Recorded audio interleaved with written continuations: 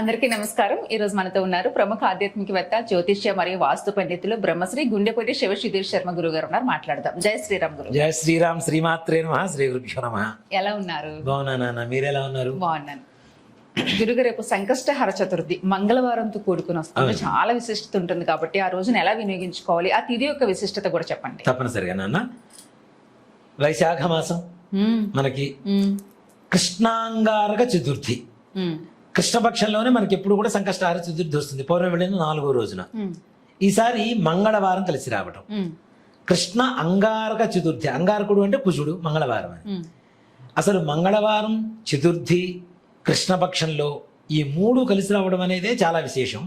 అందులో వైశాఖ మాసంలో ఇంకా విశేషమైనటువంటి ఫలితాన్ని ఇస్తుంది. కాబట్టి ఈ వైశాఖ మాసంలో వచ్చేటువంటి కృష్ణాంగారక చతుర్థి మే 5వ తారీఖు ఏదైతే ఉందో వినాయకుడికి అత్యంత ప్రీతిపాత్రమైనటువంటి రోజుగా చెప్పుకోవచ్చు. ఏదైనా పనులు, అనుకున్న పనులు ముందుకు వెళ్తున్నాయి, ఆగిపోతున్నాయి.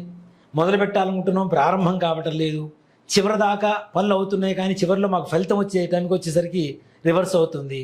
ఇలాంటి పనులు ఏదైనా సరే, విఘ్నాలు, ఎలాంటి విఘ్నాలైనా సరే తొలగిపోయి ప్రశాంతంగా అనుకున్న పనులు అనుకున్నట్టుగా దిగ్విజయంగా పూర్తి కావాలి అంటే ఈ రోజున ఎవరు ఎంత సద్వినియోగపరుచుకుంటే అంత మంచిది నాన్న.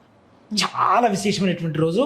ఓ మాట చెప్పాలి అంటే వైశాఖ మాసంలో వచ్చే కృష్ణాంగారక సంకష్టహర చతుర్థి అనేటువంటిది 1000 పౌర్ణములతో సమానం, 100 గ్రహణాలతో సమానం. అంత విశేషమైనటువంటి రోజు.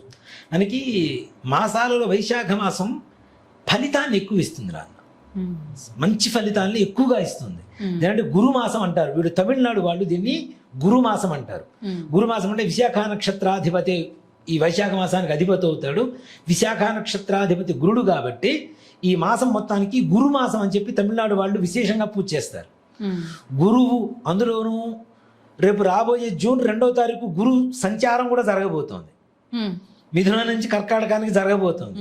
అలాంటి సమయంలో గురుమాసమైనటువంటి వైశాఖ మాసంలో అంటే మే 5వ తారీఖు, జూన్ 2వ తారీఖు అంటే కరెక్ట్గా 1 మంత్ మధ్యలో గ్యాప్ ఉంటుంది నాన్న. ఈ మే 5వ తారీఖు వచ్చేటువంటి రోజున సద్వినియోగపరచుకోండి, మనం చెప్పే విధంగా చేసుకోండి. జూన్ 2వ తారీఖు నుంచి గురుగ్రహ అనుగ్రహం సంపూర్ణంగా ఇంకా మన మీద కలగడానికి అవకాశం ఉంటుంది. అంతే కదా. ఇప్పుడు మీకు ఇష్టమైన చోట ఇష్టమైనటువంటి పనిని చేస్తే మీరు తప్పనిసరిగా ఎదుటి వాళ్ళకి ఫేవర్ అవుతారు.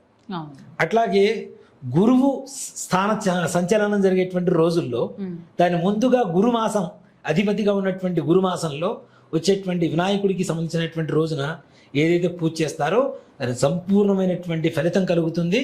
అందులో ముఖ్యంగా రుణబాధలు తీరిపోవడానికి, అలాగే అనారోగ్య సమస్యతో ఎవరైతే బాధపడుతున్నారో వాళ్ళకి సంపూర్ణమైనటువంటి ఒక విశేషమైనటువంటి ఒక పెద్ద పండుగ అని చెప్తా. వినాయక చవితి పండుగలు మొత్తం ప్రతి నెల వినాయక చవితి మన సంకష్టహార చతుర్థి వస్తుంది నాన్న. అలాంటి సంకష్టహార చతుర్థులు 12 కలిపి ఒకటే రోజున వస్తే ఎంత విశేషమో అంత విశేషమైనటువంటి రోజునే ఈ వైశాఖ బహుళ చతుర్థి. చాలా మంచి రోజు, చాలా విశేషమైనటువంటి రోజు. దీన్ని ఎవ్వరు మిస్ చేసుకోకండి దయచేసి.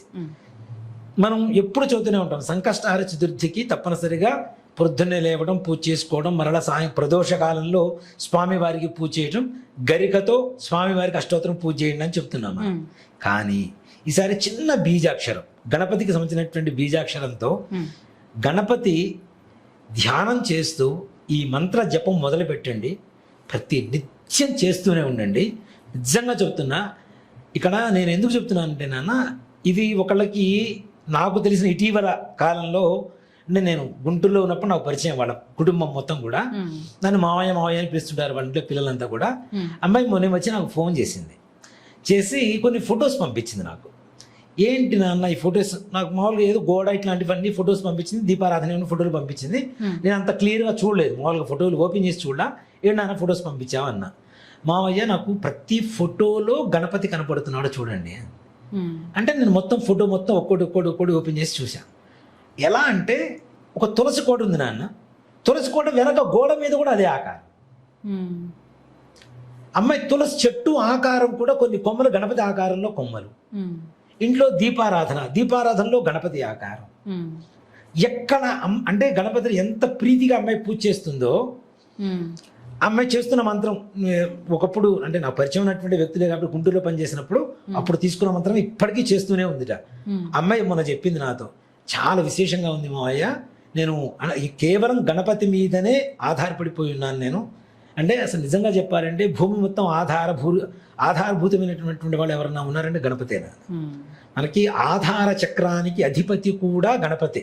మూలాధార చక్రం అంటాం కదా, మూలాధార చక్రానికి ఎవరు అధిపతి అంటే గణపతి.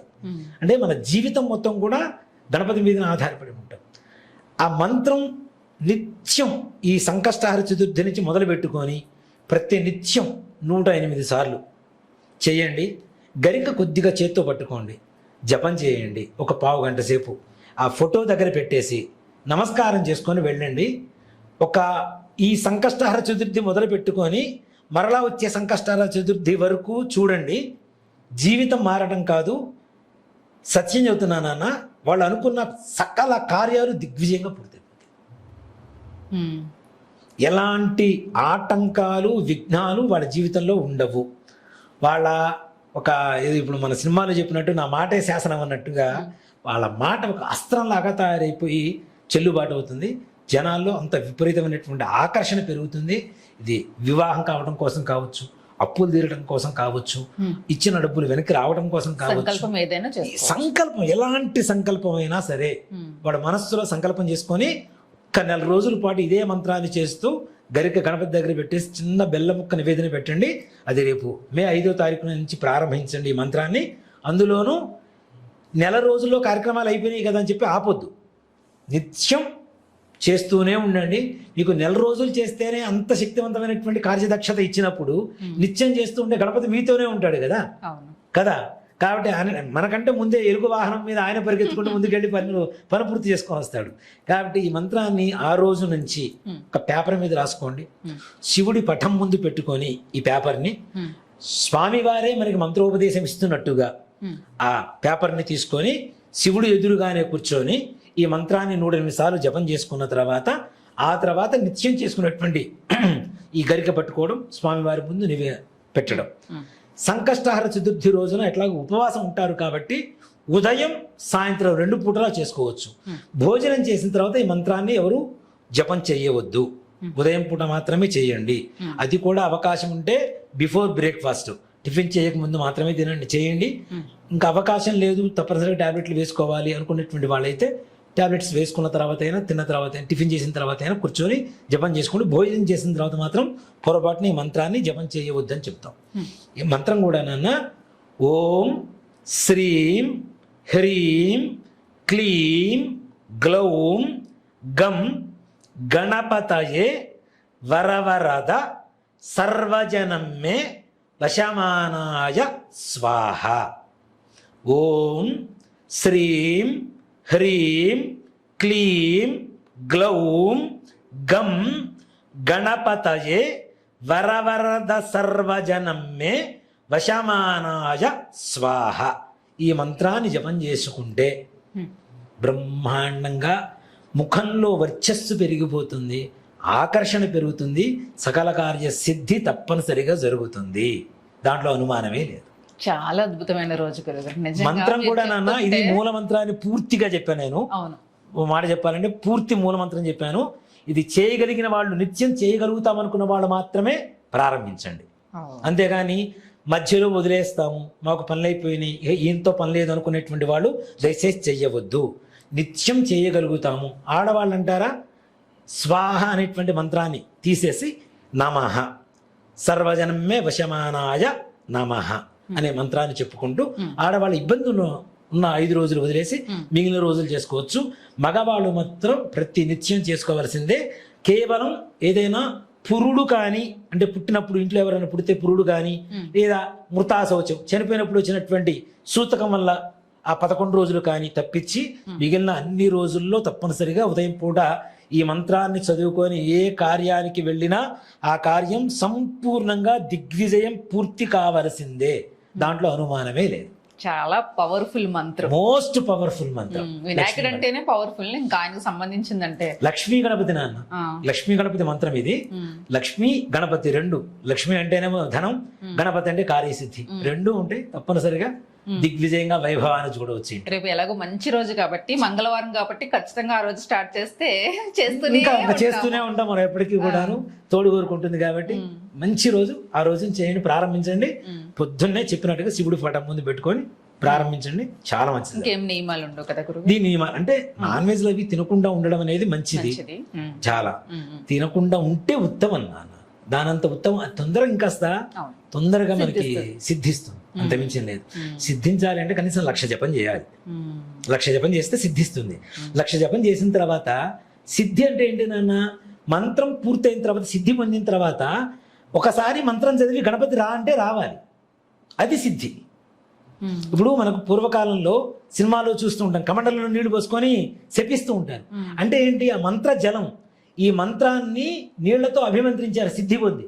ఒక్కసారి మంత్రాన్ని చదువుకొని శపిస్తే అంటే వాళ్ళ మాట శాసనం అవుతుంది. కాబట్టి అంత శక్తి రావాలి అంటే ఏంటి, మనం కొంచెం నియమాలతో కనుక ఉండగలిగితే ఇంకా విశేషంగా యోగిస్తుంది. చక్కగా ప్రతినిత్యం బెల్లం ముక్క నివేదన పెట్టండి. స్వామివారికి బెల్లం ముక్క నివేదన పెడితే చాలా సంతోషపడతారు. బెల్లం ముక్క, గరిక అంతే, ఖర్చే లేదు. ఇంకేముంది, ఓ మాట చెప్పాలండి, ఒక 10 నిమిషాలు కూర్చుంటే అయిపోతుంది. బ్రహ్మాండంగా మంత్రం కూడా ప్రతిరోజు చక్కగా చేసుకోవచ్చు. చాలా అద్భుతంగా చెప్పారు గురుగారు. నిజంగా మూల మంత్రమే చెప్పేశారు డైరెక్ట్ గా. మీరు అందరూ హ్యాపీగా చేసుకోవచ్చు. నియమాలు కూడా చెప్పారు.